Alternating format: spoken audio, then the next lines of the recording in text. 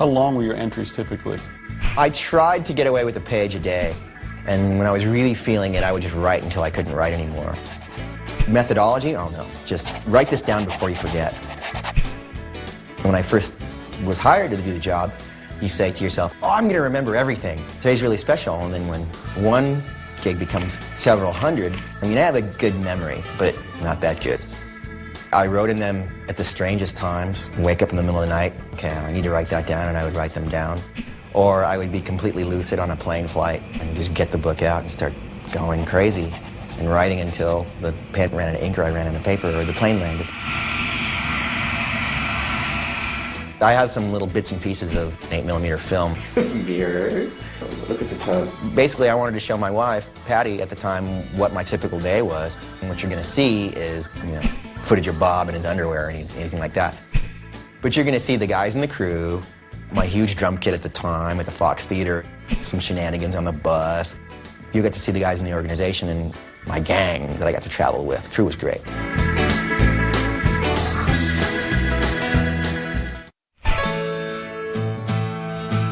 What's your family background? Dylan fans always speculate about that. But I'm African descent on my father's side, and Powhatan Indian, and Scottish, hence the last name Watson. And my mother is from Bandung, Indonesia, so she is Javanese, Indonesian, Pacific Islander. Somebody say jump! Rastafari! So you're not the same Winston Watson from the Jamaican reggae band The Meditations. No, I am not. I've been asked how I've been able to cross genres of music and what it was like being a singer in a seminal reggae band. I would say, are we talking about the same person? What kind of music did you like growing up? My father was in the Air Force. He and a lot of his friends listened to country music at the time, which I thought was kind of silly at first. There were the Beatles and classical and Polynesian music, name it. There was always music playing in the house. And then when did you decide to start working on becoming a drummer? I would say right after I took a good listen to Led Zeppelin's House of the Holy record. I had a military career that I was supposed to go into, and then rock and roll kind of stopped all that. I would tell people that my first influence would be John Bonham and Keith Moon and all the big English guys, but if I were to go back and be more accurate about it, I would say the guy with the big push broom mustache on Hee Haw, because he was really good with brushes, and I loved the way brushes sound. And my friends who like my playing say that I have a really good train beat,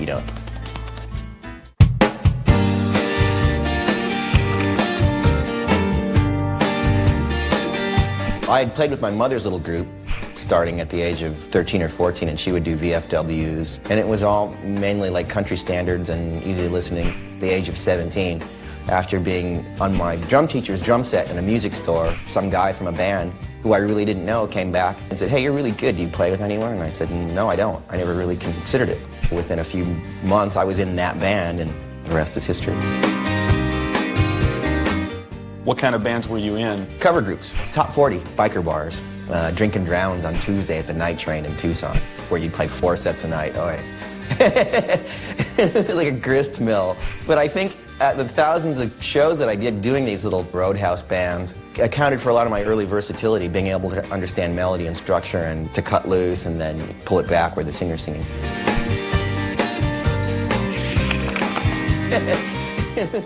And how would you describe your drumming style as it had evolved to that point? Busy. Busy and heavy. Because at the time, everybody had really big drum sets. It intrigued me that drum sets had come up from the little 4-piece Ringo kit to these massive Judas Priest double bass, lots of tom-toms and cymbal style stuff. So at the time, we were playing a little of all of it. British heavy invasion rock, Judas Priest, early Iron Maiden and stuff like that. My hair was really long. I looked more like Donna Summer than anything. I really enjoyed it. I was, for the most part, smaller than most guys that I played with, but had that ferocity of intent that made up for the size. Tell me about the band Giant Sand that you were a part of. Giant Sand had already established themselves as an act. They looked us up at this place I was living at in Hollywood and said, hey, we're doing a show tonight at Madame Wong's, you want to play with us? And I did the show that night and wound up playing on 10 songs on the record the very next day in like 3 hours of my raggedy drum set. So that's how I got to be in Giant Sand. So I'm on Valley of Rain, the first record, and a lot of compilations after that. Do you remember when you first became aware of Bob Dylan's music, and were you a Dylan fan growing up? Initially, no, I wasn't. I really liked Like a Rolling Stone. Thought it was very powerful. Didn't know any of the words, but just loved the way it started. There's something about that first 8 bars that really just pins your head. Desire was really what brought me to Bob Dylan. Even when I was with him, I listened to it, you know, like on the bus, simply because I just loved the record so much. It was Howie Wyatt's bombastic, percussive, musical as all get out drumming. Just the way he was relentless. And Scarlett, of course, my man Rob Stoner.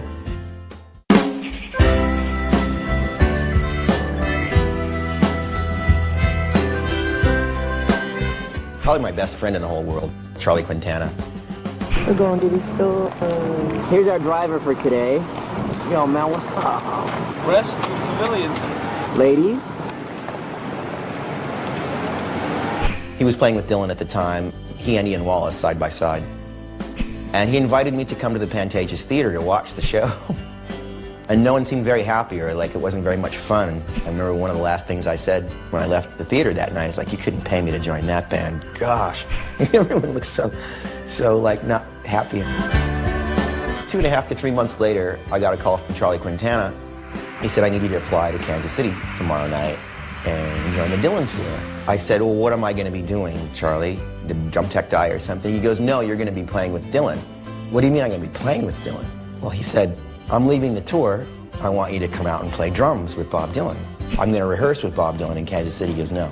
I said, well, I'm going to audition with Bob in Kansas City. And he goes, no. You're going to play with Bob in Kansas City.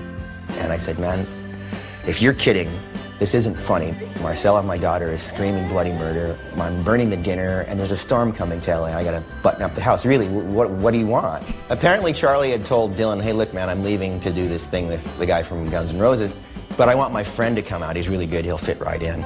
So after going around and around at the dinner table, Dylan said to him, well, if your friend's so good, why don't you have him come out and play with us tomorrow night, and we'll see what happens. He goes, get your ticket, call the airlines, fly to Kansas City, call me back. Tell me when you're coming in so I can tell them.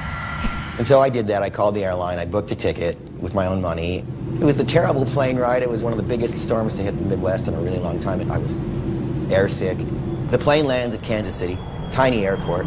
There's no one there. So I said, well, I suppose I should take a cab into town, find the hotel, and find these people. And the cab driver asked me what I'm doing there, and I said, I don't know.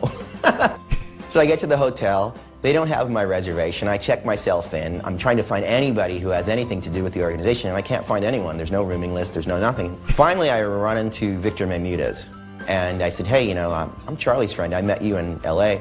I'm supposed to play with Bob Dylan tonight. Do you know anything about that? And he didn't. And finally, it started to get twilight, dark, and still I heard nothing from anybody. So I went out to where the buses were, and one of the security guards told me to stay away. And at one point, I got into the crew bus and nearly got my head handed to me and thrown off the bus. And then our lighting director at the time said, no, wait a minute. He's supposed to be here. This is the new drummer guy. And he said, well, yeah, get on the bus. The guys in the band are going to be here really soon. We're going to go to the venue. And so I'm on this big 45-foot bus with all these strangers. We pull up to this thing, and it's huge, huge, huge, huge. People as far as the eye can see. I've come to find that it's the Spirit Fest. There's 80,000 people there. And so the guys in the band I'd met very briefly in LA, but they had other things on their mind. So there I am, sitting on the bus with them again. And they're all sort of wondering what I'm doing there. And that's when I finally got together with Tony, and I said, Tony, do you have any idea what I'm going to be doing here tonight? And he goes, no, but Bob knows you're here, and we're going to try to get you a set list. I'm looking at my watch, and it says showtime 7 or whatever, and it's like 20 minutes to 7, and I'm really freaking out, and everyone's changing clothes, and I don't have any clothes to change into. And I have really long hair, a long-sleeve T-shirt, a pair of shorts with green lizards on them, and my Converse All-Stars. I'm supposed to go on stage with Bob Dylan in front of 80,000 people. I still don't know what's going on, and it's really strange, you know. And at one point, one of the guys from the crew says, we have a drum set for you. There's Ian's big, huge drum set next to me, and I've got a little equivalent of the card table for Thanksgiving and the little kids. It's like the junior pro drum set, you know. It's really kind of funny. As we're making our way toward the stage, some semblance of a set list found its way into my hands, and I thought, oh, okay, I kind of know these songs from the record. Big difference. Good evening, ladies and gentlemen. Would you please welcome Columbia recording artist Bob Dylan. Ian would count us in, or Tony would count us in, and it would be like, okay, man, you know, hold on to your seat. and just jump in. Ian's style is very English. He's left-handed and very light and very, very different from mine. I mean, about as different as you can get. So the only thing I basically thought of common sense-wise was to try and mimic what he was doing, which was almost impossible. We sort of launched into Everything's Broken. And so it was sort of like on-stage audibles or on-stage instruction. This is the shuffle, this is 4 on the floor. And then at one point, he turned around and looked at me.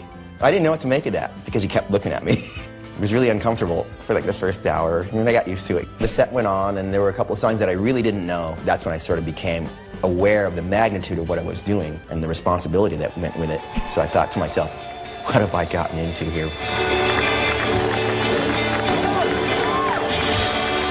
What happened immediately after the show? Well, we all sort of congregated backstage because they were going to hustle us out of there because there was a lot of people there and a lot of rigmarole. And so he comes up, looks me up and down, and says, hey, you play really great, and extended his hand for me to shake it, and he gave me a little half embrace and says, I'll see you tomorrow night. So that night actually turned into the last leg of the domestic tour. Did you just go to the next show? They hustled us out of there. I didn't know where we were going. I said to myself, well, what if something happens to me out here? No one knows me. They don't know my next of kin. And what am I doing out here, really? The next day, I called Charlie and my wife at the time, and they're both really mad. Why didn't you call that night? Where are you going? How long are you going to be out? And all I could say was, I don't know.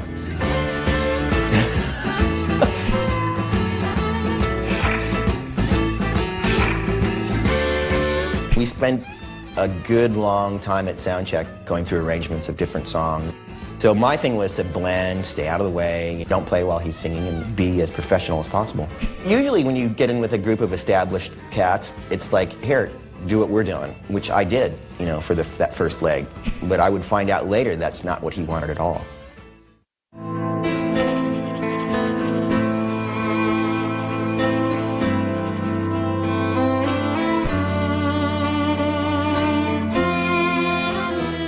And so there he was sitting by himself, and I thought, well, I got nothing to lose, and go over and talk to him. And Was it difficult for you at first? yeah, because what do you say to the guy? Hey, man, I dig your stuff. How many times has he heard that? So I said, hey, man, how's it going? You know, are you going to eat? Mind if I sit here and, you know, and eat with you? And he goes, oh, yeah, sure. You know, pull up a chair, and I did, and I pulled out my cigarettes and put them on the table, and that famous right hand of his with the nails reached out and pulled one of my cigarettes out of the pack, and I lit it for him, and he says, so what do you think about the job? And I said, man, it's like, thank you. It's been really great, you know, and like I can go home and tell the whole world that I got to play with you. And he was like, you know, that's no big deal. And so he says, is there anything you want to know? And I said, well, I got about 100 questions, but man, I've been dying to ask you about Reuben Carter. And he goes, oh, yeah. Money from tomorrow night's concert will go to aid Carter's fight for a new trial. Carter and John Artis were convicted of killing 3 men during the holdup of a Patterson bar in 1966. How do you like the song Hurricane? I love it. I think it's a fantastic piece of work being done by Bob Dylan. I think the man is a genius. But even in his genius, even in his wisdom, he couldn't put all these facts together within the 2 or 3 minutes. It took him 8 minutes to put them together. I said, do you think we'll ever get to do that song? It's one of my favorites. He diplomatically said, you know, there's kind of no reason to do that song anymore. Let's just do something else. We never did that song or Slow Train Coming.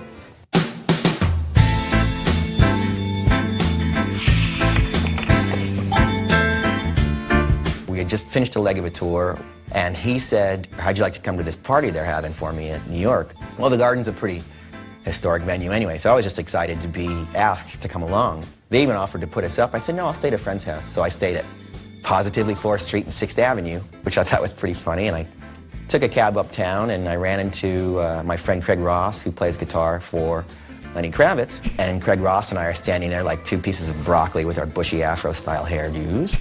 So this limousine pulls up next to us, and the man opens the door, and it's Levon Helm, like the Levon Helm, one of my heroes. And he sees me right away, never met the man before. And he goes, hey, young man, what are you doing out here? Come on inside. Say hello to some of the folks. He put his arm around me. He walked me into this room, and there was Bob. He said, oh, hey, Winnie. And there was Jeff Lynne, Stevie Wonder, Eric Clapton, Tom Petty, Billy Idol, Eddie Vedder. This is so incredibly cool.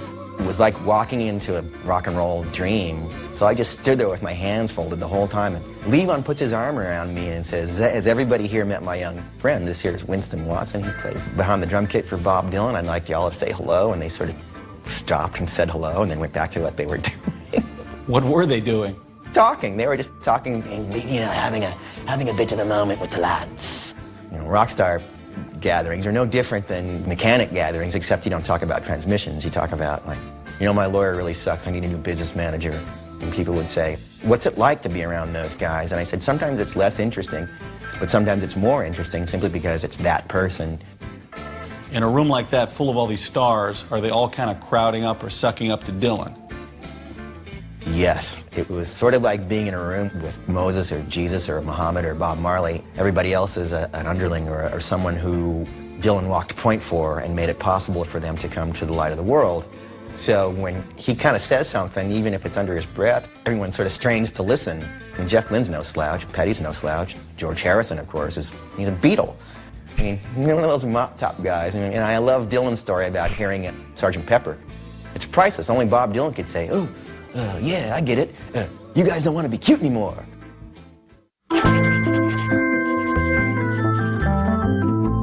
Dickie Betts, great guitar player. We did Ramblin' Man, and his instructions to me is, well, I've been doing this song with my band for years, and we always play this song too fast. Now, y'all got to play this song a little on the slow side. And that was one thing I didn't know about Ramblin' Man, is it's always slower than you think it is.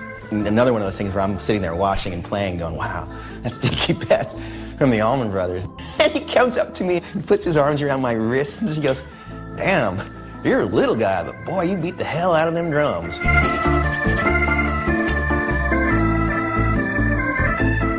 What indication did you have, if any, that you'd be joining on a more permanent basis? None. I thought that was it. Because like everyone said goodbye, hey, thanks for coming out, and we really appreciate your effort.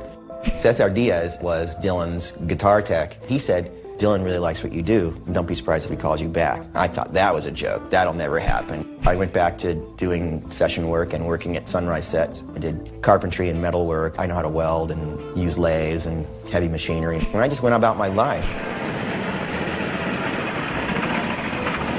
And then at one point, the phone rang. I leapt over a coffee table and missed and actually banged up my shin very bad. And just grabbed the phone as it was ringing, and I said hello, and not the nicest voice. It was like, hello, you know. The person on the phone was sort of speaking in Dylan's voice, and I thought, oh great, here's one of my pals taking the piss out, as the English would say, you know, like putting me on. The person on the phone was asking in regard to my availability for Ireland. I did not believe it was Dylan, and he said, how did you like playing with my band? And I said, it was really great. You know, it kind of reminded me of the old-timey stuff I was doing with my mom. You know, I don't know if he wanted to hear that or not. I said, man, Charlie, if this is you, this is not funny. I really need to know what you want. And he said, this is Bob, you know, basically. And then I believed him. And then he asked me if I would like to come back and join his band in January. And I said, yeah, man, great. I could not believe that he wanted me back. About 20 minutes later, Jeff Kramer, his personal manager, called me up. That's when I asked about Ian Wallace. Ian didn't want Charlie there, let me put it that way. And he certainly didn't want me there. Jeff said, no, Ian's not coming with us. We just told him he wasn't coming on the tour, and I was shocked. I thought to myself, wow, okay, so I don't have the training wheels. So I asked, do I need to study? Do I need to get the catalog? Do I need to do this? Do I need to do that? And he said, no, just, we'll see you in Ireland. I thought to myself, oh gosh, what about the little indie band that I have? What's everyone going to think? You know, do they want me to do it? My wife, Patty, at the time said, you have to do this. This guy's an important figure on the world stage. If you don't do any good, at least you tried your best. You have to go do this, I insist. And all my other friends said too, oh yeah, you're kidding? I mean, this is Bob Dylan you're talking about here. You play with a bunch of clowns later after you do, after you do this thing, you know. As far as numbers go, I can tell you that he pays really well. Some people would say that he doesn't pay as much as some, but he pays more than others, and that's pretty true.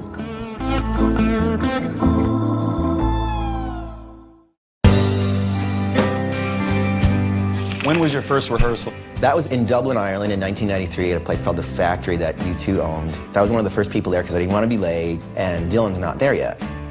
He's reclusive, he's elusive, the least effusive icon in rock music. First day he actually came in was like 3 or 4 hours later after we started. As Bob Dylan arrived at International Airport last night, naturally, he didn't talk. It was really uncomfortable at first. He walked in, walked out. Walked back in a little while, you know, played a little acoustic guitar. We went through a few things. Went like this, maybe for a minute or two, walked out. That went on for a day or two. And nobody knew quite why he was hanging around for so long, ignoring transport, before he eventually hopped into a shocked cabbie's taxi. He just wanted to see if we could play together. He was looking for a sound, something he could sing off of. Whatever it was we were doing wrong. And you weren't doing it on the previous... That's different. That's the theater of operations. That's live. It came down the way it came down. You could argue if it was good or bad. And we have to understand, to me, the clinical definition of a band is like a bunch of cats you grow up with, and like you too. You come to prominence, and then you establish a name. How can you hire a bunch of strangers to act like they've been together for many, many years? Well, I guess, you know, you're paying that kind of salary. You don't have to ask for that kind of camaraderie. It just has to happen. And like, here are the raw materials, the Dylan songs. Here are you guys. Make it happen. He, at one point, was actually playing Tony's bass while Tony stood there and smoked a cigar. And I thought, this is really strange. Bob Dylan doesn't play bass. He did in that Fender ad, but that's about it. And if Bob plays bass, then what is Tony going to do? This is really backwards. I'm scared to death back here. I don't know what to do. And I was smoking like a chimney. So at one point, he had actually said something to the effect of, there's a sound that I'm looking for and we're not getting it. And I said, well, is there anything you want to hear from me? And that question sort of went unheard, and everyone discussed a few things amongst themselves. Then at one point we'd launched into a song. He stopped it. I, with my big mouth, crushed my cigarette out and said, listen, man, you know, I can't do this. It's nerve-wracking. I'm losing my mind. I'm losing my hair. I can't sleep. Obviously, there's something you want to hear from me that I'm not giving you. You know, Ian's stuff's here. He could be here in a day. I want to go home. I mean, I can't do this. This is, I can't. So Dylan turns around to me and he says, sit down, Winnie. I thought, oh my God, now I've done it. I've made Bob Dylan mad. And he puts a cigarette out and he stands up and he says, Winston is here because he has a certain vibe. I want that vibe. I'm not getting that vibe. This whole room is full of complacency. So if you all don't want to go home now, we're going to start playing some music in here or everybody goes home. And I was completely shocked. What do you say to that? That the whole room lifted off of me and fell onto them. I mean, you could actually see it, which is backwards. Usually when there's an established group of people, the easiest thing to do is go with the established groove. What the hell am I doing here? I didn't make any friends that first tour, really. You know, and I got called all kinds of nicknames like teacher's pet, lapdog, you name it. And so when he said this, I mean, I couldn't help but smile, but I had to turn around and conceal my enthusiasm, because what do you do when you're given the keys to the kingdom? You can either be a jerk and exploit the whole thing and make it, you know, make a mess of the place, or really buckle down with everyone and do what you're supposed to do.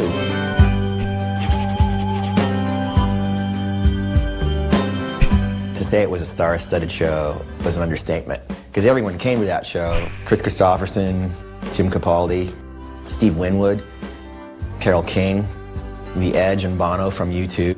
Elvis Costello, who opened the show. And all these people were in our green room, and here I am trying to figure out what the hell is going to go on tonight, and I had to do it in front of them. I mean, if you look at our guest list, it's like somebody's big lie. This can't be real, you know. And I'd go into the production office sometimes just to see who was coming, but at the same time, it makes you kind of nervous, because you're saying to yourself, well, gosh, what did Don Rickles think of my drumming? Raquel Welch liked what I did. I think it hit me that night after the show what I was in for, being with this guy.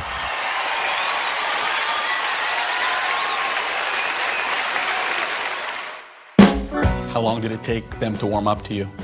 Everyone was really cool. Distant, because it was sort of like, you know, I was FNG, freaking new guy. And the minute you get to meet somebody like that, they're gone. They didn't know if I'd be there for a day, a night, 2 years, 2 minutes. John Jackson and Bucky Baxter and I, the three of us, got to know each other sort of off hours. We would go and hang out. Girls, here's my friend Tony Garnier. Need the two bad boy, the Bob Dylan man. Easy Riders. My associates on the two-wheelers are down for that cause, man. Make note, we don't dress like this on stage anymore. No bandanas, huh? No, that flew off the top of my head. They want to see what I'd want to do, so I'd say, hey, you know, there's a rock club. Let's go down and maybe look at some girls and, you know, have a couple of beers. And so we would do that. John Jackson, Mr. Guitar, Mr. Rock and Roll. Tell me about John Jackson as a player and a band member. Very sweet man and amazing guitar player. Our styles are really different. John knows a lot about jazz. He can play like Chet Atkins. John was respectful of the music, and I think deserves a little more credit than he got.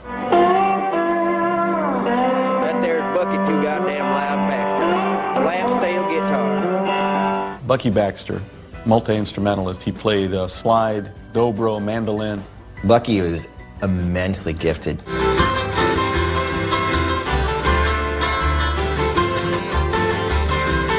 I love to listen to him play steel.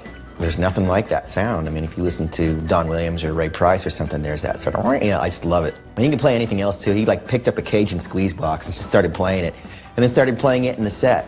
And I thought, wow, Bucky's an unusual guy, like redneck sophisticate and philosopher, and he was the first person to tell me that there was a natural connection between shit kicker music and hip hop. I didn't believe that for a minute, but people are doing it now, and it's really strange, and it seems to work. I have a lot of respect and admiration for Tony Garnier. I never felt, in a lot of ways, that I was the same caliber musician as him, so it was always a struggle for me to feel competent. He was the one that was very nurturing and very patient and very, you can do it, don't worry. He wants you here, you can do it. Basically saying, hey man, it's just music. If it really sucks, someone's gonna let you know. He could communicate with Bob, and Tony would delegate authority to us. I think it worked. But Bob talked to me directly, which I thought was really far out. When he got to know me a little better and felt that he could count on me, he would say certain things, but he never told me what to play, which is really strange. How do you do that? Or say that to somebody, here, come join my band, but well, what would you like me to play? Oh, I don't know, just... Dylan doesn't always leave the breadcrumbs you need as a musician. He just, you know, wants you to come along. The more you played with him, the more you realized that you had to rely on yourself and your instincts and be respectful of the songwriting. Bottom line was the songwriting, his songwriting. He's famous for the in-song key change. I've actually heard that. He's never really told me to go from 4 to 3. I had metronomes, 4 of them, count them. 4. 1 that was on while I was playing, 1 as a backup in case the battery died, and 2 for the songs following up. To me, out of any singer that I've played with, he has the best sense of meter and tempo. If he says 116, it better be at 116.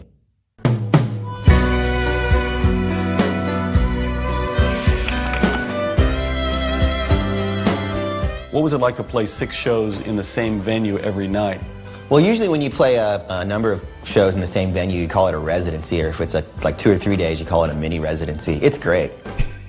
But when you do a show night after night in different halls, there's always that X factor of, gosh, what is this place going to sound like? Is it going to sound like the inside of a tin can? Is it going to be like a symphony hall? Is the room going to project? Is it going to be soft? So when you have a residency of sorts, you have a chance to tune in. You acclimate to the room eventually. The first night's usually kind of dodgy, and you have to remember that Hammersmith Apollo is a really old building in a Victorian theater. It sounds great. Lenny Kravitz, he got a copy of our production schedule and found out where we were every day, and every day that I had off, I was playing drums with Lenny Kravitz. So I had no days off for about 2 weeks. And is it true that at some point he tried to hire you away from Dylan's band? That's very true. We were at Lenny Kravitz's hotel room with myself, Craig, and a couple of guys from the band, and he said, I'm going to lay something on you really heavy, and that's when he asked me to join the group full time. Is that considered good etiquette amongst musicians? Is there such a thing as etiquette among musicians or loyalty or anything? I don't know, guys. I guess you do what you have to do to get the job done, and at the time he thought I had the backbeat that he needed. I was really excited about it, but I called my mom to ask her what she thought. Oddly enough, she told me not to do it. And I said, are you sure? And she said, yes, son. From what we can gather about Bob Dylan, he's a pretty important figure, and this Lenny Kravitz fellow is just sort of up and coming. Did Dylan find out about it or ask you what your intentions were?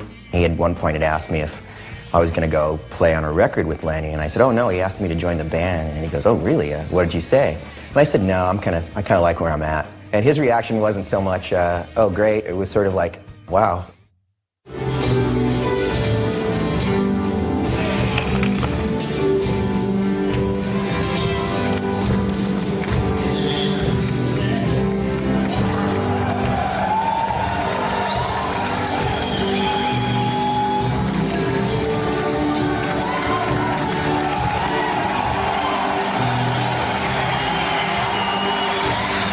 There's a girl that came up out of the audience. They didn't drag her off stage again, and she sang a little quasi-duet. Times Are Changing with Bob. It was great. I've seen them like tackle people and hurt them, and I thought it was cool when people don't get manhandled, when they're not really strange and they only want to participate in the music.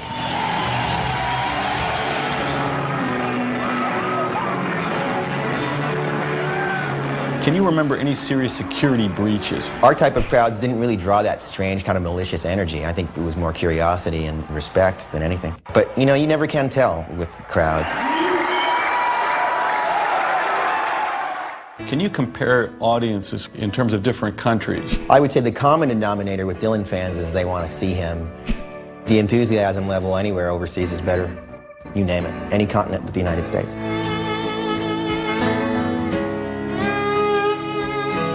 LA, forget it. We've seen him done it all. Why do the English have a Dylan convention and we don't?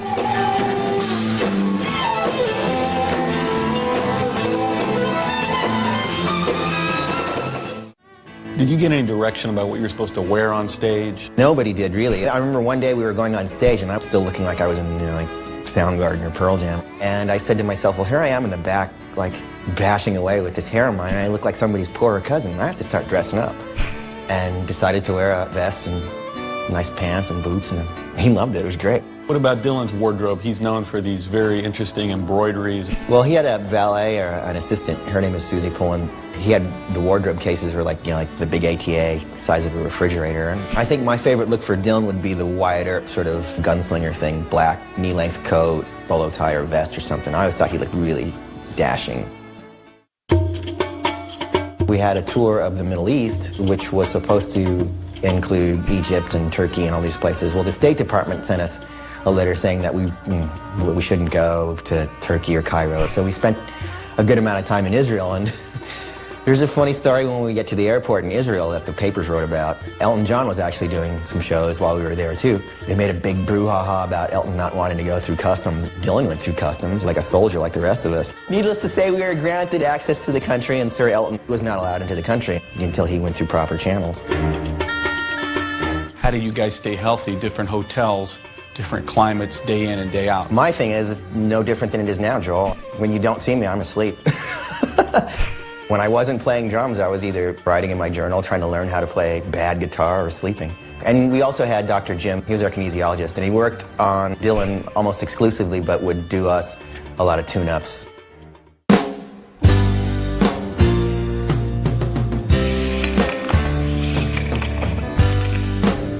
Carlos Santana and Bob Dylan have been friends for a very long time. And when I heard that we were doing a double bill with them in '93, I was very excited. I know he's always had stellar percussionists. Those guys made me feel about this big sometimes. I went to Bob once before one of our shows, and I said, man, his drummers are so good. I don't even feel like I should even be here. Sort of gave me a pat on the back, and he goes, well, you know, their trip is a little different than ours. Just don't forget why you're here, because I depend on you, and just keep it simple and do what you're doing. You'll be all right. He was really good with encouragement. I was spared the ravages of a lot of the criticisms that the other guys would have to endure. Guitar players in Dylan's band have it worse, I think, than drummers do. Was that because Dylan was a guitar player and was more critical? I think so. When Carlos would come up and watch our show, he just befriended me almost immediately and asked me what I was thinking as I was playing. There's a joy in your eyes when you are playing, Winston. I would like to know where that comes from when you're performing. And I said, man, that's genuine. I belong to somebody else when I'm playing his stuff, and it just sort of takes you along. Tell me what happened at the Hollywood Bowl.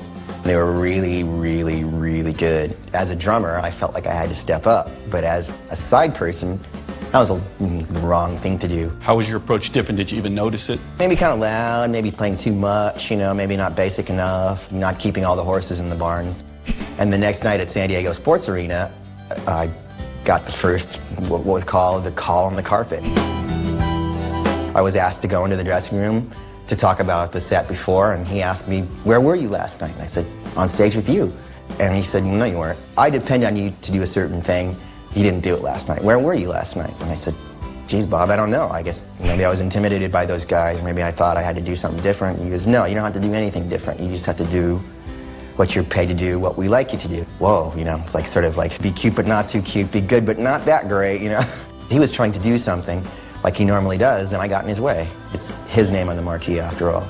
And I said to him, I'm sorry, it'll never happen again. And it was a quiet ship for all the years after that.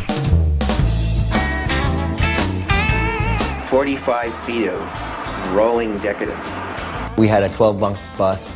He had what people call in the industry a star coach, like a master bedroom and the whole bit. Comes the man in his big black bus. And watch the crowd reaction.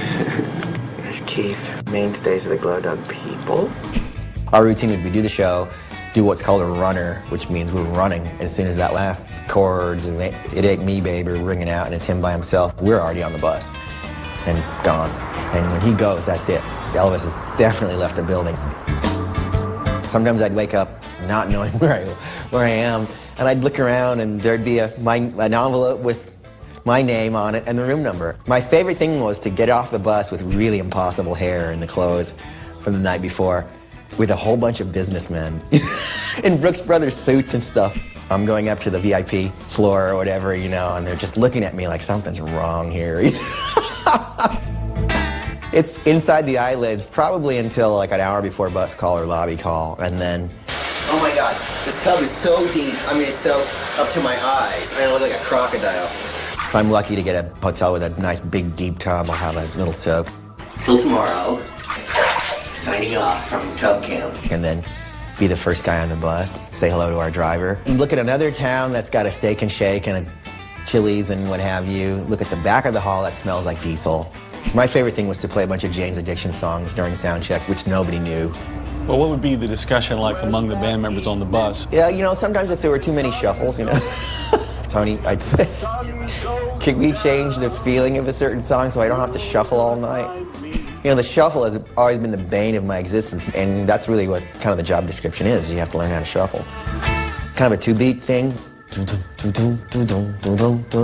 There's different ways to do it, ahead of the beat, behind the beat. Leopard Skin is a good example, and Mickey Jones style, of course.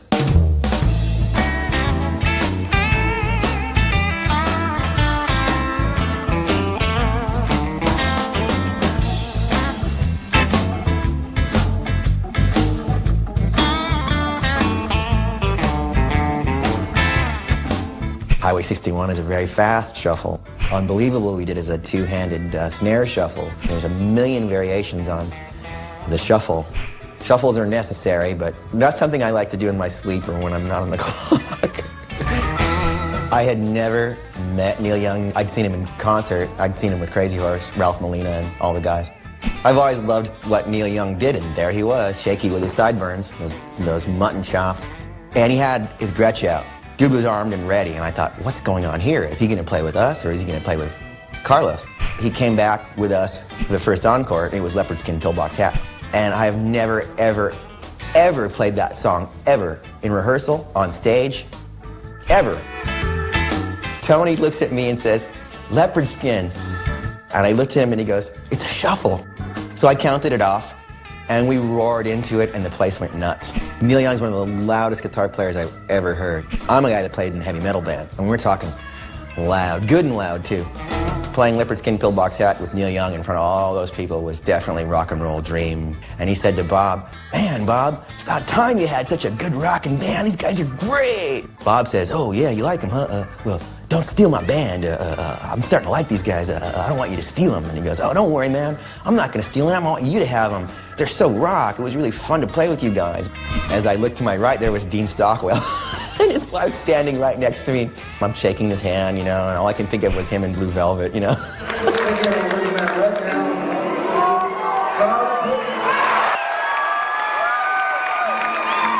How was it for you with all these celebrity guests? Awesome.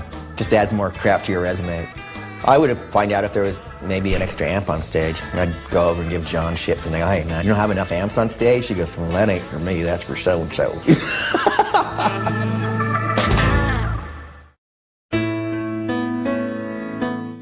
Did you see this as something that would continue for quite some time to come? Assuming anything with Bob Dylan is a big mistake, first of all.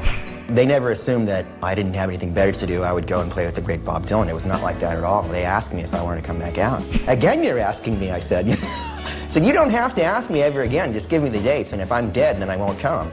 But if there's breath in my body and my limbs are still working, I'm going to come. And when Bob Dylan asks you to go somewhere, you drop what you're doing, you go. Can you describe the culture of the organization?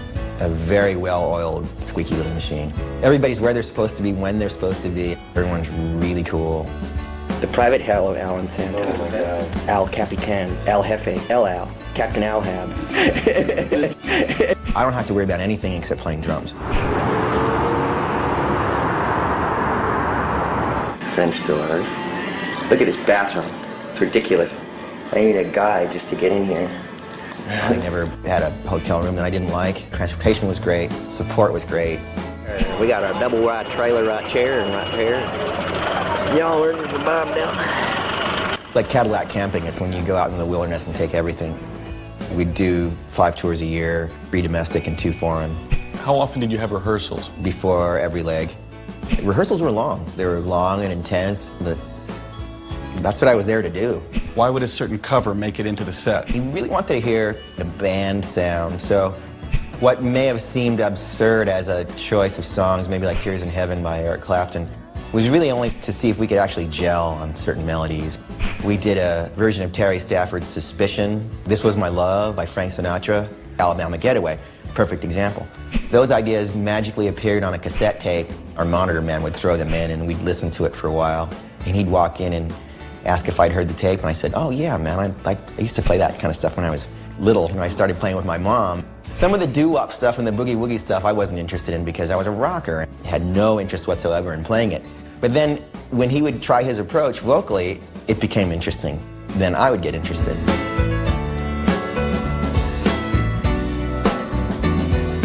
When World Gone Wrong came out, I thought it was great. Once again, my favorite Dylan was the Dylan without a band. I even said that to him. I said, man, I know this is cutting my nose off to spite my face, but you could go out there all by yourself and no one would care if we all went and got dropped in a pit behind you. You'd still bring the house down. But he said he liked having a band, and I told him I was very thankful to be out. But my favorite part of the show, ladies and gentlemen, was when I got to sit at the side of the stage and watch him do it all by himself.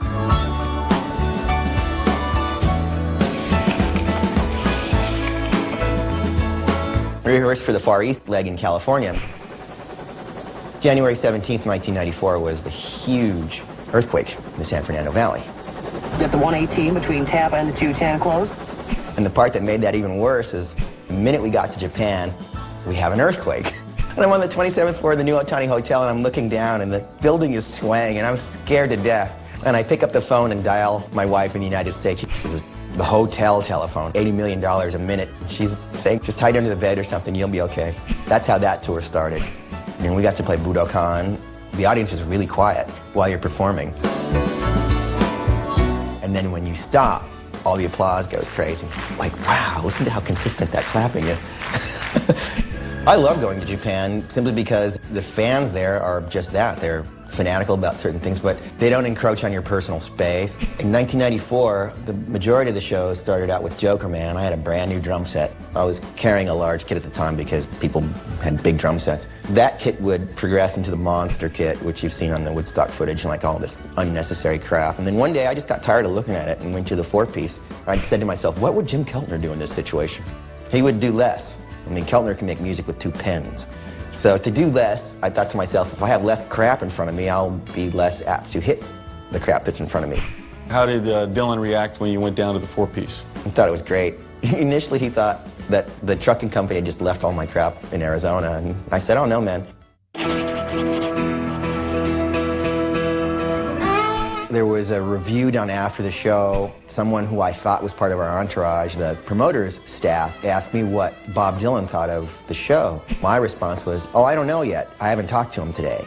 And they wrote in the paper, I don't know, he doesn't talk to me. He threw the paper in my lap the next day and says, do you know anything about this? And I was shocked, and I said, man, that's not what I said at all. Well, who is this guy? Do you know him? And I go, no, he works for the promoter. Turns out that he didn't work for the promoter. He was a journalist and knew one of the guys in the promoter's staff. Found his way into the car that we were riding.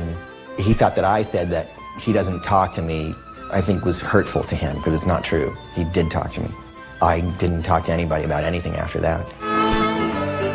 Tell me about Dylan's stage moves.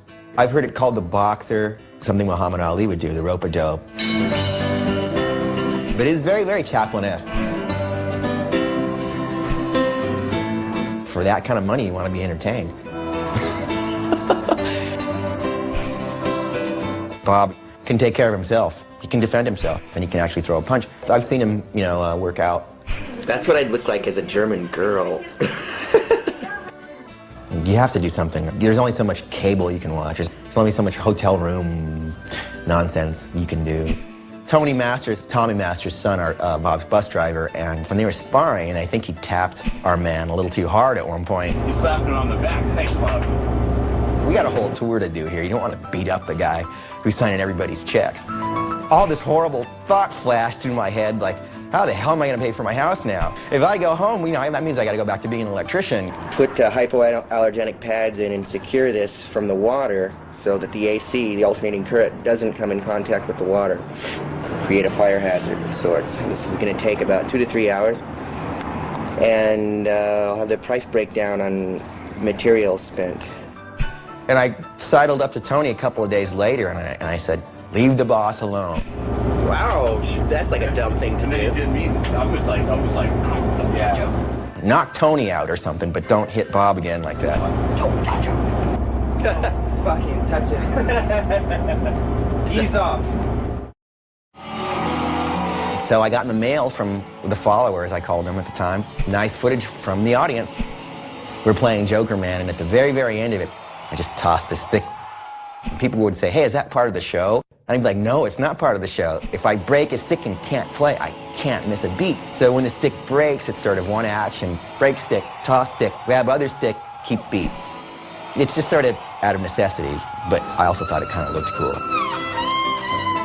Did you prefer indoor or outdoor shows? I preferred theaters. I preferred the old Victorian theaters. I hated festivals. My best gigs were all the Victorian theaters, like the Beacon. We'd do a multi-night run-in.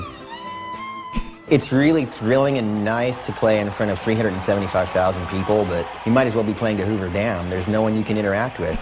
You'll maybe pick out a person in the crowd and play to them for a little bit, and you'll look at Bob to get your cues, and you'll look for that person that you were playing to, and they're gone. There's no connection whatsoever. Woodstock, the same deal.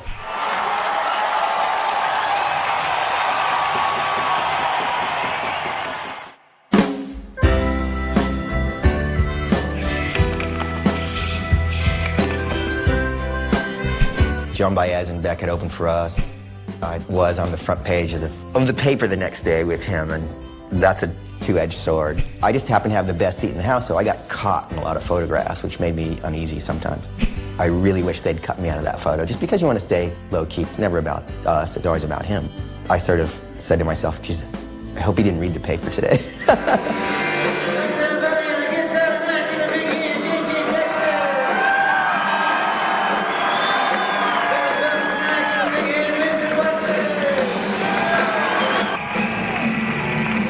We played the street scene in Atlanta. He goes back there on the drums from Turkey Scratch, Arkansas, give a big hand to Winnie Watson on the drums, and the place goes nuts. And he turns around to me and goes, not that big a hand. When he smiled, even though it was for a brief instance, it was like a small hole had opened up in the clouds, and this beam of light had come down, and everybody tried to stand in it while it was there, and before you even got there, it was gone. It was a treat, because from him, what you get is all business, conjecture, and what they don't know, they can only guess. Even if he would like put the rack on and do the harmonica, he would go, fleet, fleet. And the whole place, I'd look up in the cheap seats in the rafters, everybody going crazy. I've never played with anybody or seen anybody have that effect on people by doing very, very little, if anything.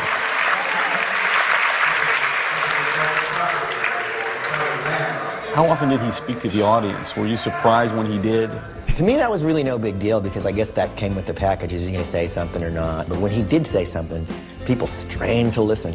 Everybody wants to be there be the first one to pick up that little pearl of wisdom or that nugget and put it in their pocket and keep it as their own personal Bob Dylan. I mean, you've heard of personal Jesus, it's kind of the same thing. They would remark about it in the paper, and I would say, God, how strange is that? As far as I'm concerned, dude's been talking to me for 30 years. Now, each leg of the tour seemed to have a different name. We would get our tour schedule, the various names. I nicknamed one of them, I'm going to talk like Marlon Brando the whole time I'm out tour.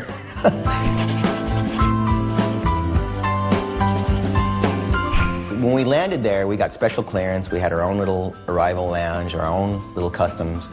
I walked into the dressing room and was immediately accosted by two very large guys with suits, microphones, and guns. And the president himself comes out and says, basically, lower your weapons. He's in the band. He shook my hand and said, hey, sorry about getting accosted, but, they're doing their job. It's a pretty distinct honor to meet the president of any country. He was the poet, sculptor, bohemian president. So they straighten my clothes, they pat me on the back, and I walk through to the dressing room, and I'm still trembling. Dylan is sitting there with the president of the Czech Republic, and they're talking. You could see there was genuine affection. Two of them are mavericks in their own right. Everybody wants to see Bob Dylan. Everybody. I mean everybody. Bill Clinton came to see us. Senators came to see us. Sometimes there would be someone noteworthy waiting to see him, like you'd wait to see Don Corleone, or They Kissed the Ring. I don't think there is one person that didn't feel like they had to mind their P's and Q's. What do you say to a guy like Bob Dylan? And it was never spoken. It was sort of unconscious, sort of like, that's what you do when you're in the presence of greatness. And I look at him and say hello. You know him better than I do. I mean, just go in there and say something to him. And then you see the guy, and he's about my size. I'm 5'8.5" on a good day. He doesn't so much walk into the room as there he is. To me, he always seemed to appear in my periphery or right in front of me. A lot of times he would just walk past everyone. There was always that sort of I didn't get to him disappointment, which I thought was really sweet.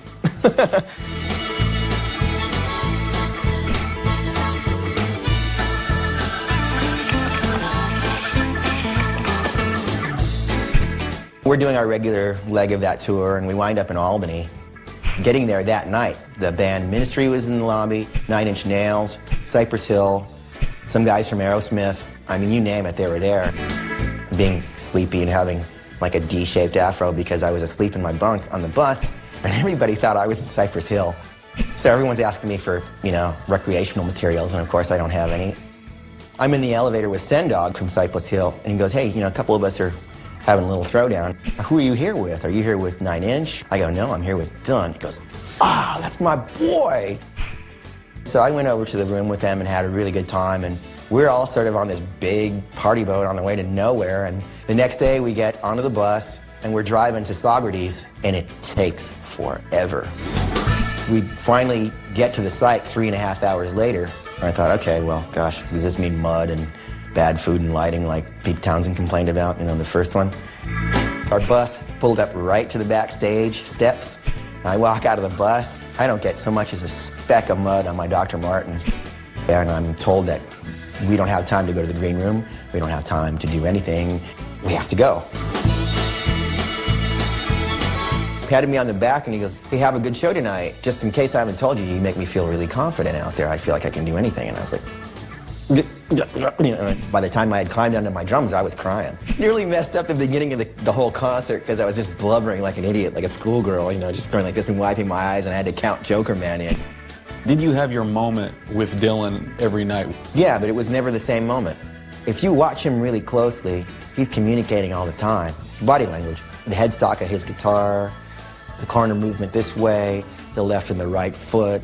Did Dylan intimidate you or other players on stage? Yeah, if he didn't like something, he'd kind of look at you like, you sure you want to do that? Or, hey, that was kind of cool. He can make you feel like on top of the world, or he can make you feel like you belong in the bilge tank, too. If it was something really stinky, it usually came through the MD, Tony, at the time. It's like, you may not want to do that, or let's try doing this. But that only happened if you showed off.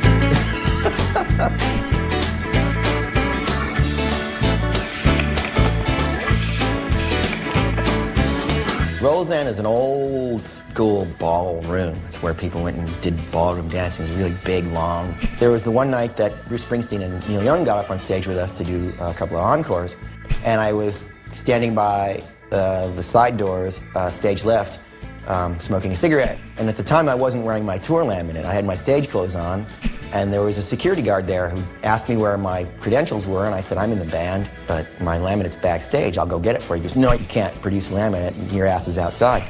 So I got thrown outside in the snow. I lit up another cigarette, stood there, smoking my cigarette. All of a sudden, the doors push open. It's a frantic Victor Maymudas and our production manager, Al Santos, looking for me because they need to start the encore. They read him the riot act after the show, and I said, man, if you'd have been paying attention, you'd have seen I was working my ass off there for 2.5 hours, and we had a good laugh after that. My wife and I were together initially when we were kids. She was 17 and I was 21, and been through thick and thin, and I had gone away every year for a few months at a time, but not the Dylan style where you're gone, gone, gone. My father was in the Air Force and away a lot. My mom handled it. Patty, my ex-wife, handled it, but only to a certain point. And a lot of times I would bring them with me. So what do you think of flying on the airplane? It's good. It got expensive, but it was worth it. Say you leave your house and it's summer, and you come back and it's winter. I mean, a lot can happen every day. The thing that I promised myself to do after every outing was to get home, smother my family with love, and do laundry and unpack and start doing really mundane stuff like washing the dishes and gardening, anything that made me domestic very quickly. As soon as you left the house, you had to put the gear on and be part of the army again. When you get home, you drop all that stuff at the door and become the dutiful husband and dad. Did that work for you? No.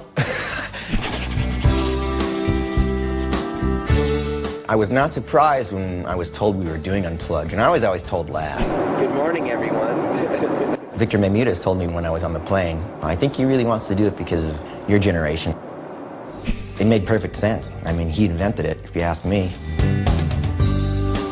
The taping session for MTV Unplugged was 2 nights, and a live audience for both nights.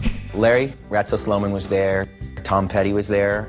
Tom Petty had his foot in my daughter's chair. She came back from the green room with her Coca-Cola and says, "Hey, mister, your foot's in my chair." Petty goes, "Oh, sorry," and sheepishly moves over to the right. The first day, gosh, we didn't do any song that I had ever heard of on any Bob Dylan record. We did an Elizabeth Cotten song, Shake Sugaree, Rockin' the Rez by John Trudell.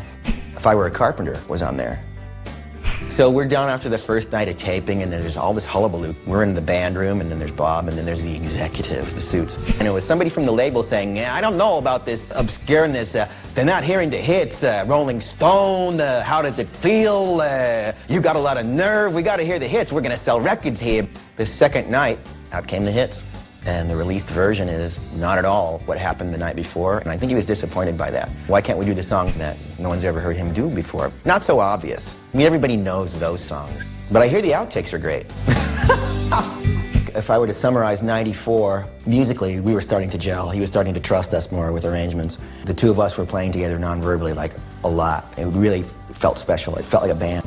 Initially, it was sort of like an awkward romance. Now there was more camaraderie, there was more singular purpose. It wasn't really him and us, it was more like everybody. I really longed for that as a sideman anyhow, because I like being in a band situation.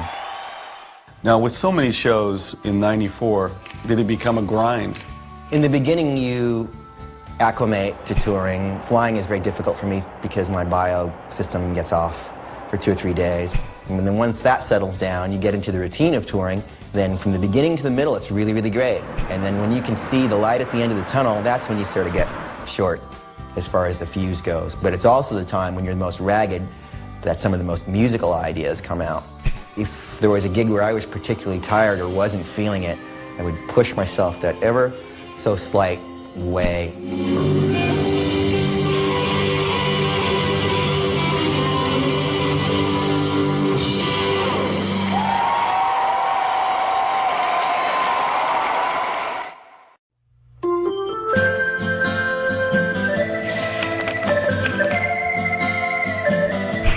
What did you think of those shows where he sang without any instrument? Those shows are still talked about to this day. We were both sick as dogs. We had a Lufthansa flight. It was a sick airplane. They don't ventilate at 35,000 feet, so it just basically becomes a terrarium for germs. I had a temperature of 104. I was literally on the floor of my bathroom, unable to walk back and forth to the bed, you know, vomiting. I see a doctor, I've got influenza, and Bob has the same thing. So the next day at soundcheck, a handheld mic and no guitar, and I said, well, okay, now what am I going to cue off of? Because usually I would use the head of his Strat when he would do certain things. I guess I'll have to watch the hand that dresses the mic cord, or watch the turnaround. I think he really liked the idea of not having to have the encumbrance of a heavy guitar. I thought it was pretty cool. I took to calling him Pappy, just because it's a term of endearment. And the guys in the band and Jeff Kramer said, you know, we told him you call him Pappy, he's pretty pissed.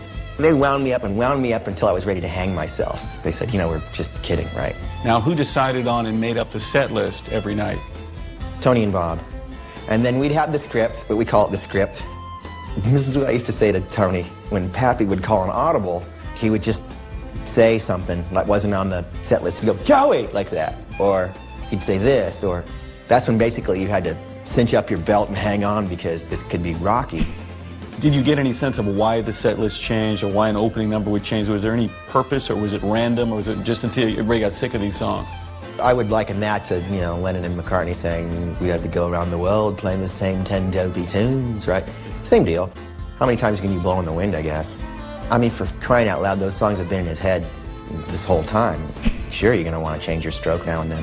Did you notice lyric variations, though, from time to time? Yeah, where maybe he'd take a liberty or so and maybe give me a wry sort of look, you know, like, did I get away with that or not, you know, kind of deal, and then someone would write about it, and I'd say, well, no, you didn't, pal. If it were me, I would do something like that simply to see if anyone was paying attention. Did you have any favorite songs to play that you just waited for and hoped they'd be in the set every night? I waited for a slow train coming, that train never came. I loved playing Joey. That was really fun because I got to pretend I was Howie Wyeth. I liked Man in the Long Black Coat, where I could be Willie Green from the Neville Brothers. He said, hey, I really like the way Joker Man goes. Is there anything else off the Infidels you'd like to try? And I said, oh yeah, man, License to Kill, let's do that. Great song. Was being a fan a problem? It was only an issue when I really wanted to play like a Rolling Stone, like the quintessential version of it. The man whose name was on the marquee didn't necessarily want to do it that way. Brixton Academy was tough. The inside of the place is like being inside a drainage culvert, really unfriendly sonically. I struggled those nights because I was overcompensating. What I should have been doing was undercompensating, not playing so raucous and so loud. And I think I was assailed in the popular press. I was a second-rate heavy metal drummer in a second-rate heavy metal band.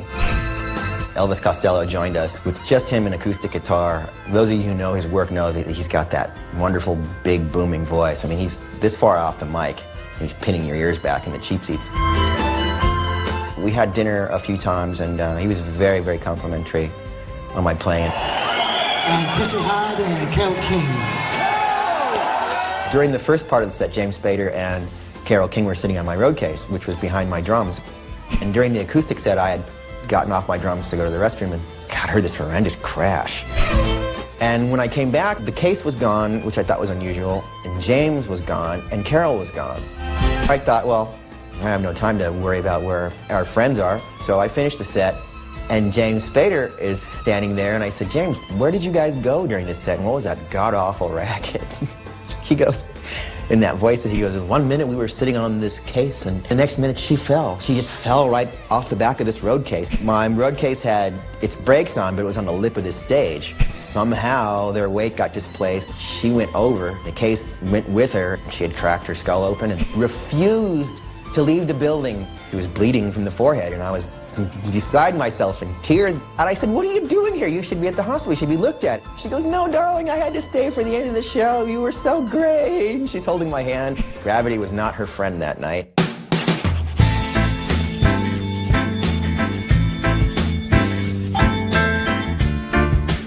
Did Dylan ever use a teleprompter? Never. Dylan had 3 huge volumes of his work. I was in the dressing room with him once at the Warfield Theater. He was looking through this one book. Oh man, that's a lot of stuff to remember. I don't see how you do it. He's looking through the thing and he goes, yeah, sometimes I don't remember myself. But it struck me then as like, how cool is this guy? He's forgotten more songs than more people will ever write in a lifetime, but he doesn't need the rolling TV screen. Sometimes he'll mess with the words, like the high singing everybody doesn't like. I like it. He'll alliterate every phrase. Which I would do if I got bored or wanted to see if anybody was paying attention or they wrote about it.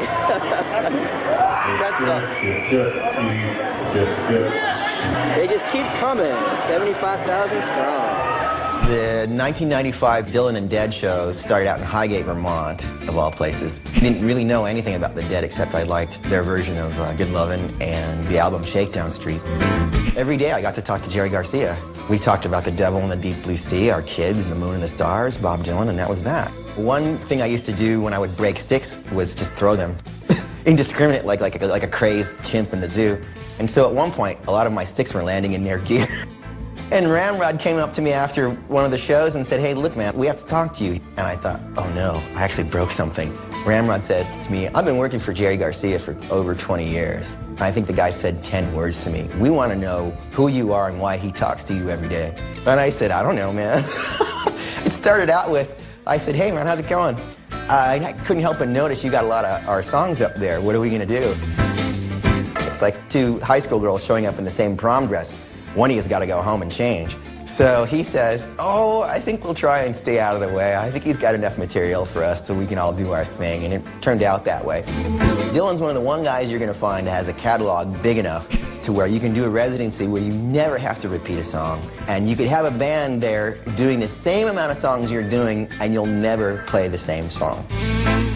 Did you not notice that it was more of a huge Grateful Dead crowd? When the Dead came out, you knew why they were there. That funny little circly dance, especially the women in their homemade clothes and stuff. It's a big deal. I mean, nobody leaves for like 6 hours. You know, I was lucky to get a ride back to the hotel. No, I'm at his place. The show just got done, yeah. We're gonna go to this stupid party downtown. Yeah, I went to the show. Yeah, it was great. What was the scene like with groupies, women? Orange.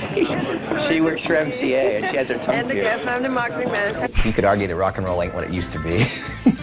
What do you think? And it's not like we were Def Leppard where they have that thing under the stage where, you know, all this business is going on.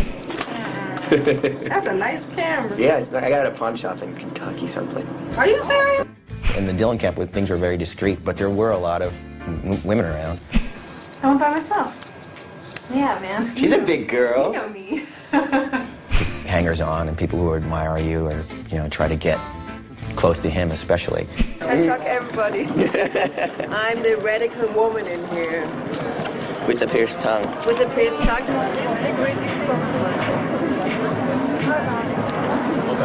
French rolls. A bun goes up here, or go back here. Gosh, you would be able to. Well, not really. I just sort of hung out and Winston came up. Gave me a big sweaty hug. When I get the dates, I get word that we're playing with the Stones, and I thought they were kidding. And it's true. It was the Voodoo Lounge tour. And we get to Montpellier, which is a really beautiful place in south of France. Dylan gets on our bus the day of show and rides with us to the venue, and they had this big, giant metal cobra snake kind of thing with light-up eyes, and it blew fire, and Dylan like taps me on the shoulder and says, hey, Winnie, look out the window over there. Yeah, that's pretty cool. Maybe we should get 2 of those. Yeah, it was so ridiculous.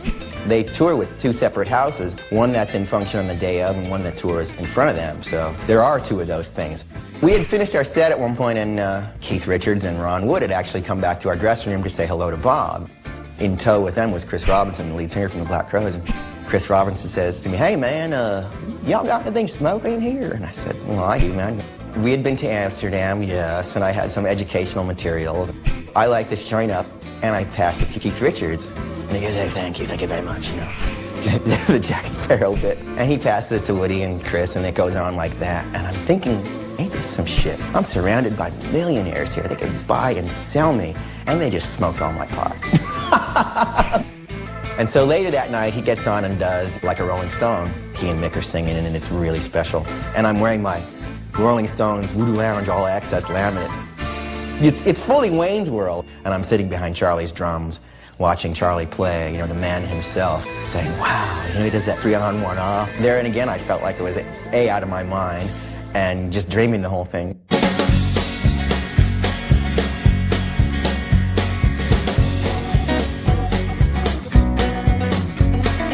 Would Dylan be recognized walking around the streets of these European cities?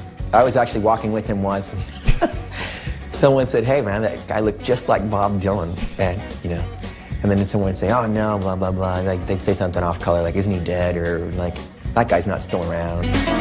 It's funny to hear people talk about you when you're right in front of them. Like, people would always say, oh, that's not Winston. Winston looks like Jimi Hendrix. And I'd be standing right there next to him. That was my favorite thing to do, to go out in front of house and listen to Patti Smith or Sheryl Crow, or, hey, is that Winnie sitting there? Blah, blah, blah. No, why would he be out here? He's probably backstage with all the supermodels and stuff. Right. Winston on his way to another tour. See Daddy's airplane out there? I got the call at the last minute. I drove my raggedy 84 Bronco out to the executive terminal at LAX. Jan Wenner's Gulfstream 2 was waiting for us there with a thing of fresh fruit and every libation you could think of. I fell asleep at 45,000 feet. We landed in Cleveland, We went to a grocery store. Dylan got accosted by two really cute ladies who recognized him right away in the produce section, and that was kind of cool. So we went to the rehearsal studio where they had all our gear set up, and we went through some songs. The next day we did the show. Everybody was there. Oh, it was another one of those star-studded events. Just crazy. Did you do a sound check before every show? No, not always. John would take role as like a movie stand-in, would, you know, stand in for like George Clooney. He would sing the songs from the songbook. The only problem I had with that was John Jackson and Bob Dylan have two completely different senses of innate rhythm. John's phrasing during sound check was not like Dylan's phrasing live at all, so you had to say to yourself, okay, John's singing it this way, but you know it's going to be different tonight. So you had to account for that. Sometimes Bob would come to sound check and we'd run over a few things, but after a while he trusted us with a lot of stuff. Maybe trust is a strong word. He was confident in some of the arrangements. Sometimes we'd put together ourselves, or he would ask, and then we would see what happened. Usually people don't want to go to sound check or don't want to spend an extended amount of time at the hall. I do, because that's really the only time you can play your drums. I mean, it's a 24-hour routine, and 1.5 to 2, maybe 3 if you're lucky, is playing the drums. And if I had my way, I'd play them all day. I think it was San Antonio, Texas. I had gone to a thrift store. This is Rod DeFilippis, owner of the cottage. Hey, hi, Winston. He's got the business that I want. A boutique full of guitars and vintage instruments and cool t-shirts and incense and rings, baubles, essential oils and stuff. And a book had stood out. It was called The Black Poets. And it started with Civil War poetry with Frederick Douglass, all the way up until Black Panthers and such. That to me was fascinating. My daily routine, I would get on my drums, put my cup of coffee on my monitor, and anything I was carrying with me. And this time, the book so happened to be there. And as I was playing and adjusting my drums, I saw this hand reach up and grab the book and slowly take it off. As I put my drumsticks down and we finished the song, it was Bob. He was perusing through the book backstage, and I said, "Cool book, huh?" And he goes, "Yeah, wow. I didn't know there was so much literature before the Civil War and during, and do you mind if I borrow this book?" And I said, "Yeah, man, but give it back. I just got it, please, you know." And did you ever get your book back? No. At the end of the tour, he goes, "Hey, Winnie, thanks a lot for that book. It was really great." I didn't have the nerve or the heart to ask him for it back. I think it was my parents' 40th anniversary, oddly enough, was the night we played the Hard Rock Hotel in Las Vegas. I had told Victor that my parents were coming up, and he said, "Oh, you know, why don't you just take one of his suites?" Dylan didn't stay at the hotel with us, so that was a nice little treat. And my mom got to play a few songs with us at soundcheck, and my mom and dad met Dylan, you know, after the show.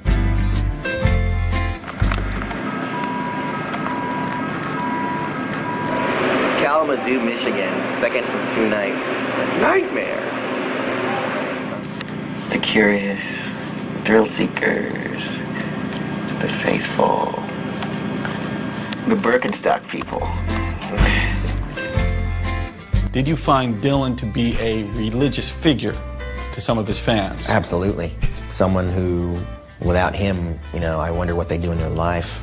I think it's kind of strange for anybody to follow anyone for 50 cities. One person even asked me if I was his kid. I'm like, "No, who told you that? I mean, that's ridiculous. How did you get this job?" "I got a phone call." "Did you know Bob Dylan before you were hired by him?" "No." "How did you learn all the songs?" "I'm still learning them." We had rehearsed up at Leeds in North Hollywood. The songs that we had gone through were Any Way You Want Me, This Was My Love, but somewhere it came down the pike where it would be cool if he did one of his own songs. And Frank genuinely loved it. The look that you see on his face is one of befuddlement, but it is also that it was so beautifully done that he appreciated it. I was there in the best seat in the house.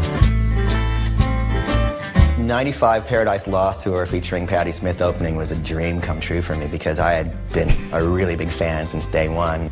I sat on stage and watched her set every night. And I think she was one of the people that he had actually said to, "Oh yeah, I've heard of you. Aren't you the new me?" He had a genuine affection for Patti Smith. And when they would do that duet with Dark Eyes, oh gosh, I had to stop myself from crying. It was really special.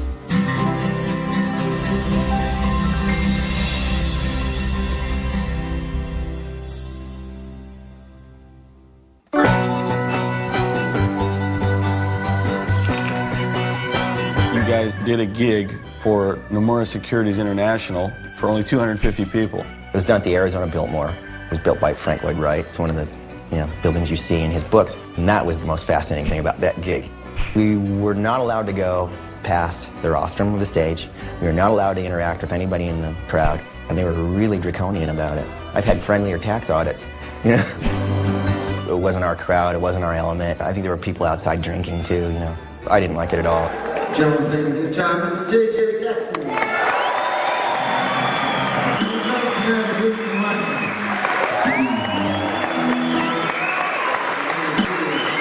Studio Towers, Bucky Baxter, is my I'm your special guest today, Al Cooper. That was awesome. I didn't know Al was going to be there. He's doing the part from Positively 4th Street. Dylan says, hey, that thing you're doing there, Al, maybe you can do something else, something a little better. And it's the part, you know what I mean? And it sounds really great, and we're just digging it. I was shocked. I don't think many people say to Al Cooper, can you play something better? Fans like to talk about that Dylan has some special presence. Did you always feel that? Did you feel that at the beginning? Or did he just become another band member to you over time? During my tenure with him, I wouldn't say that it demythified anything. There was always Bob Dylan, the icon, the guy that I wore on a t-shirt for years. The guy would become my boss and the guy who basically paid for my first house. So that's kind of strange. There's the institution of Bob Dylan. There's the catalog of Bob Dylan. There's the iconoclast of Bob Dylan. There's the whatever personal Jesus bag you want to put Bob Dylan in. And then there's a man. The man, as far as I'm concerned, was always Bob Dylan to me, or Bob, the guitar player in the band that I played in. But there are different Bob Dylans. Everybody's got their own version of him. Everybody still loves the sardonic wit, razor-tongued 65 model, wisp of smoke for hair, and the Ray-Bans. If I talk to other musicians who played with him, we're talking about a different guy altogether. Chris Christopherson had said, this guy's got so many sides that he's round. But you also have a lot to do with that, too, the mirror. You can plant your own suggestive thought in your brain when you finally meet the guy. It's usually nothing like you think. That was a huge concert they had in Hyde Park to raise money for the Prince's Trust. It was Alanis Morissette, Bob Dylan, The Who, and Eric Clapton. And I got to meet, the Prince of Wales, Pele, Townsend and Daltrey, and Zach Starkey. What's the reason you think that drives him to keep booking tour after tour after tour? Is it about the money? Is it about creating art? Anybody who has a catalog like that doesn't do it for money. I think he loves it, I really do. I believe that it gives him the same feeling I get when I do it. Wow, people are actually coming to see me, and it's obvious that the house doesn't want to leave even when they put the house lights up. Personally, I think it's about purpose. When you are touring, you have a purpose every day is to have that thing move forward and to do the job and to be a professional. He's a consummate professional in that respect. And I can honestly say that he delivered, from what I can remember every night, is unnatural for some as it is natural for Dylan.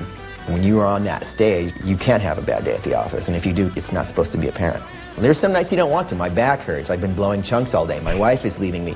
The dog just crapped on the leather sofa at home. The accountant has been cheating me. I mean, there's all this crap that goes on in your daily life that can't touch you, basically, when you're there.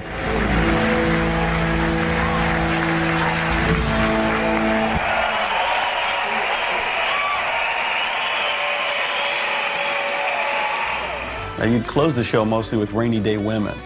That's another song that's just like a party song, really, really fun. I loved it. I got to do that, what I call the Zooty Singleton Raggedy Paper Bag Shuffle, which means it's just a little late on that second beat in the snare, and you play it like you're drunk. They turn the house lights on, or the aircraft landing lights, the ACLs they're called, and you could see people way up in the rafters just going crazy to my beat, and to his thing, and I love that. And the people would sing and they'd dance and they'd stomp.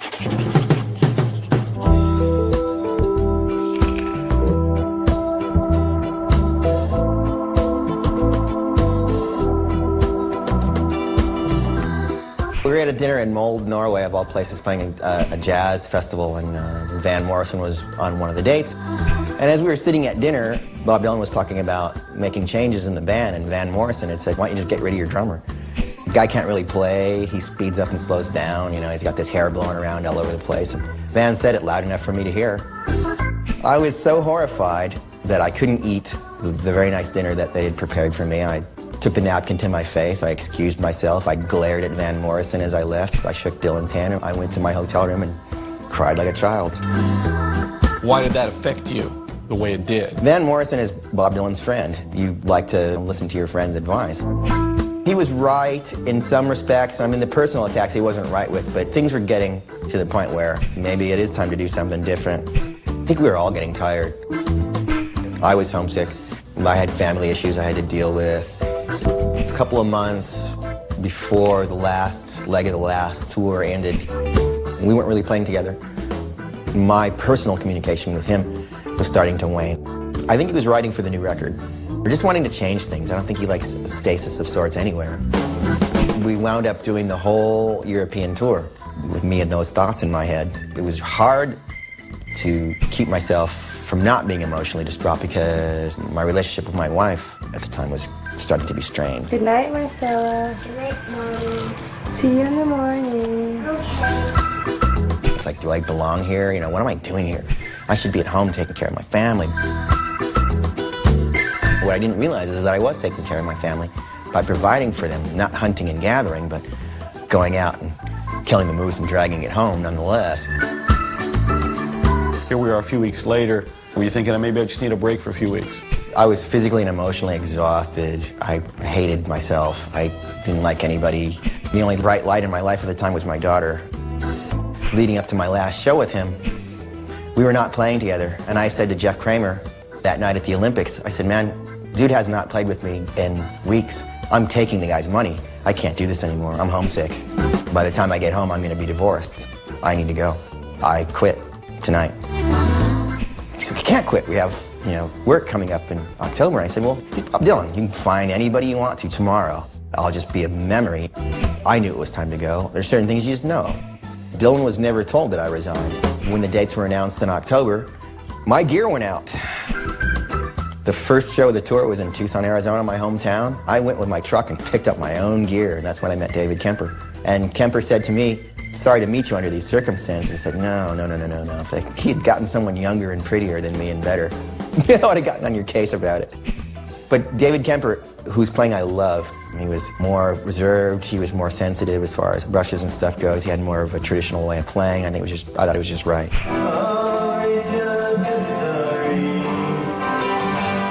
When did the other band members that you play with leave? John Jackson? John, I think, left a year after me. I think he found out when the tour had already flown to New York. John gets to New York and Larry Campbell's at the studio playing on his gear. That's how he found out. Nobody bothered to tell him? Nope. He was very unceremonious.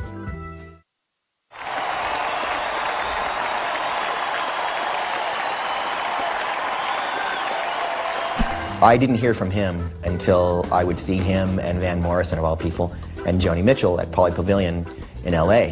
He pulled me aside personally and said, Winnie, I wanted to tell you thank you for all the work you'd done and that it really meant a lot to me to have you play. And so I puddled up a little bit. That's when he said that he had gotten my letters and thought they were funny and eloquent and succinct and that he saved them. That really made me cry.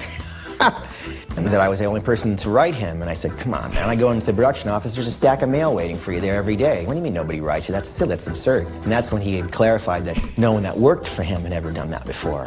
You don't just, look in your little black book and say, oh, look, there's Bob Dylan's number and call the guy up and say, hey, man, let's go have a beer. You just don't. It was really the only way I could say to him, thanks for taking a chance, thanks for inviting me back for all these tours. And then Van walked up to us, a couple of bottles of red wine into the equation, and said some derogatory thing, and I gave him a hug and just walked very silently away from him and Van. Thanks, everybody. On the drums tonight, gonna bring here Winston Watson. What place in your life personally and musically does that period of time hold with you? Mine is nothing but a great American experience with arguably one of the greatest songwriters who ever lived. He gave me a college education that no money could ever buy.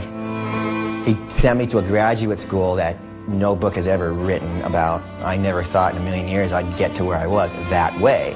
I don't know if you'd call it a glorious mistake, but there was no script for that. You have to understand, I was the Rupert Pupkin of rock and roll. No one wanted to hear anything I was doing really on the largest scale. I was lucky that he picked me up out of the dust and said, let's take a chance on that for a second, see what happens. I had whatever he thought it took at the time. Otherwise, I'd have been gone the first night. Or maybe it was just his idea of a cruel joke to torture everybody else in the band for 4 years. And I hope that's not it.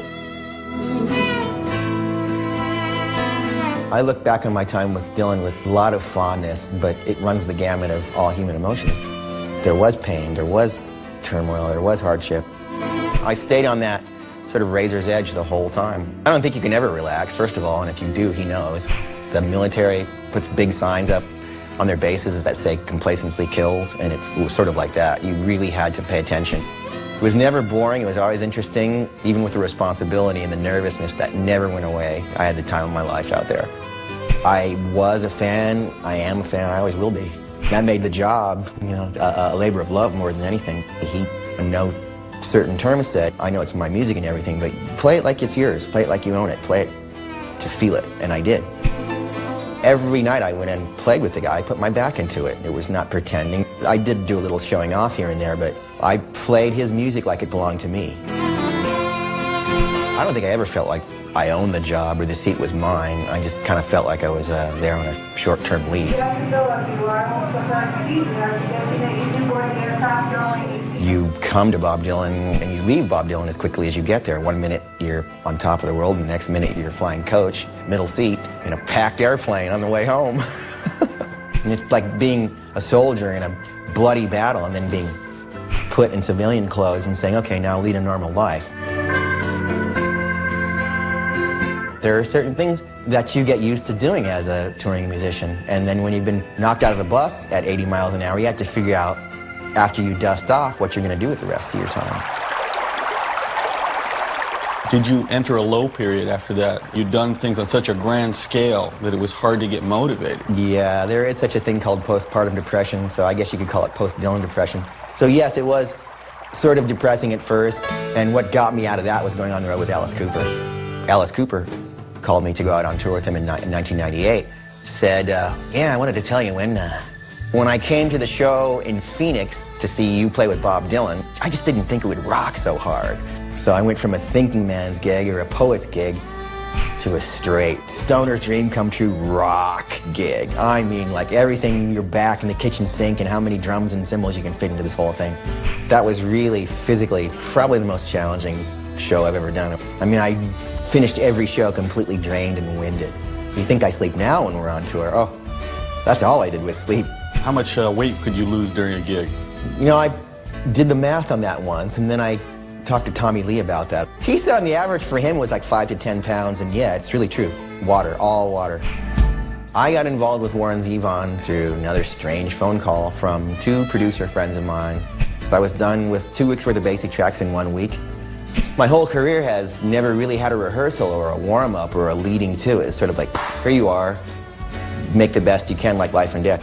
Warren and I got along famously. It was great. He said to me in his own inimitable way, he said, well, you know, I don't tour as much as that Dylan guy, but I promise when we take this record out, young man, we'll do all the good cities. Unfortunately, he got ill after that, and I never had a chance to tour the Life Will Kill You record. Stuck inside a mobile. Here we go.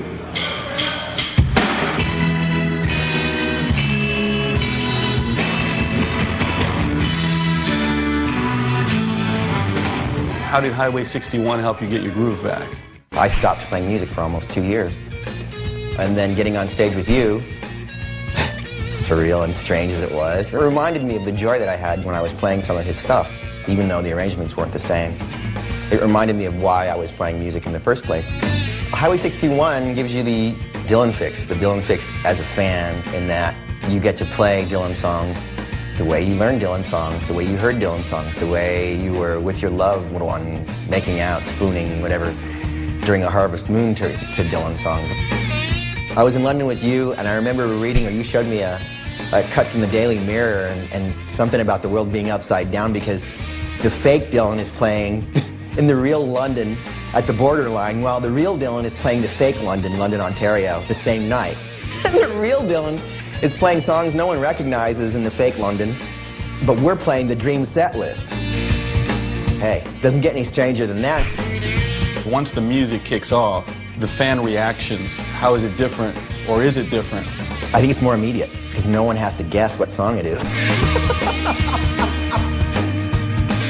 And people have said, well, how can you do that? You know, when you've been with a real guy. And it's like, listen, man, it's like Scarlett said, no one else in the world is doing that, and we get to do the songs like I would like to do the songs.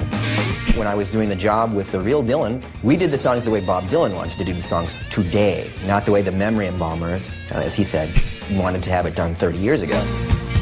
I get to play the Hurricane. I get to play Slow Train Coming. I get to play Dylan songs the way I remember them, you know, as a kid. I get to play Levon's parts if I want. I get to play Mickey's parts if I want.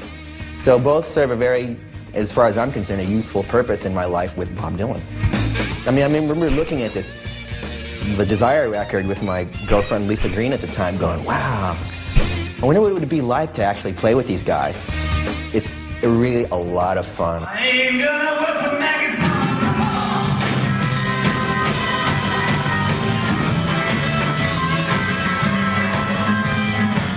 But it's like a turkey dinner in that all the side dishes are real, but the turkey's made of tofu.